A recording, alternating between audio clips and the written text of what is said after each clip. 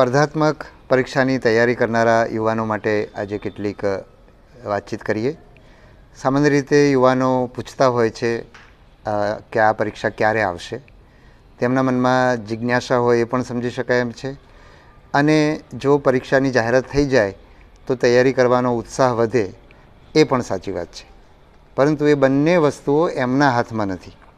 કોઈક એમ પણ કહી શકે કે આ તૈયારીની જાહેરાત ઓચિંતી આવશે. તો એનો જવાબ મારો એ છે કે જે લોકો એના માટે તૈયારી કરતા હશે જાહેરાતની રાહ જોયા વિના, એ લોકો માટે ઓચિંતી નહીં આવે. અને જે લોકો જાહેરાત આવે પછી તૈયારી કરશું એવું માનનારા માટે ઓચિંતી આવશે.